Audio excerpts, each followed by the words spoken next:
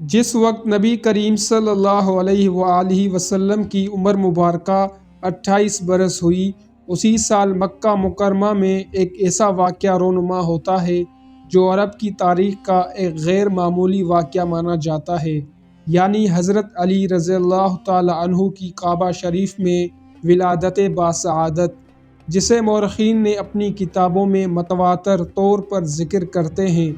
Video شروع کرنے سے پہلے اگر آپ نے ابھی تک ہمارے چینل کو سبسکرائب نہیں کیا تو چینل کو سبسکرائب کریں اور ساتھ ہی بیل آئیکن کو بھی دبا دیں تاکہ ہماری نئی آنے والی ویڈیو کی نوٹیفیکیشن سب سے پہلے آپ تک پہنچے۔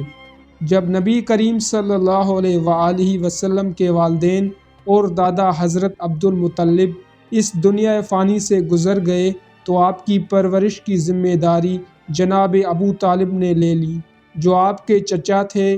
لہٰذا حضرت ابو طالب کی زوجہ حضرت فاطمہ بنت اسد نے نبی کریم صلی اللہ علیہ وآلہ وسلم کو 17 سالوں تک اپنے سگی اولاد کی طرح پالا اور کفالت کی، جنہیں محمد صلی اللہ علیہ وآلہ وسلم اپنی والدہ کا درجہ دیا کرتے تھے۔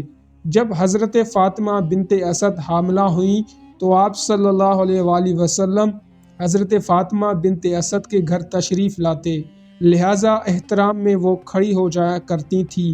ایک دن آپ صلی اللہ علیہ وآلہ وسلم نے فرمایا، اے والدہ، آپ حاملہ ہیں اور اس حال میں مجھے گوارا نہیں کہ آپ میرے احترام میں کھڑی ہوں۔ اس پر حضرت فاطمہ بنت اسد نے فرمایا، خدا کی قسم، جب میں آپ کی زیارت کرتی ہوں تو میرے شکم میں بچہ اس طرح حرکت کرتا ہے کہ میں اٹھنے پر مجبور ہو جاتی ہوں۔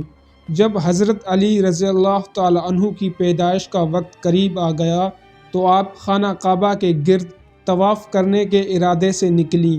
جب حضرت فاطمہ بنت اسد طواف کعبہ کر رہی تھیں تو اچانک اسی وقت انہیں درد زا شروع ہو گیا۔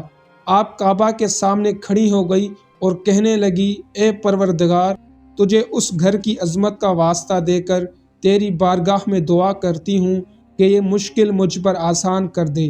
اچانک کعبہ کی ایک جانب کی دیوار میں دراڑ پیدا ہو گئی اور حضرت فاطمہ بنت اسد اس حصے سے خانہ کعبہ میں داخل ہو گئیں۔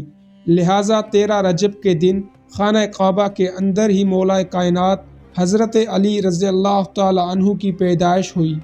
پیدائش کے 3 روز تک آپ کعبہ سے باہر نہ آئیں۔ پھر جب آپ باہر تشریف لائیں تو آپ ایک پر نور بچے کو اپنی گود میں لے کر ہوئے تھیں۔ حرم شریف خوشی اور مسرت سے جھوم رہا تھا۔ پھر رسول صلی اللہ علیہ وآلہ وسلم تشریف لائے اور اس مبارک بچے کو اپنی آغوش میں لیا۔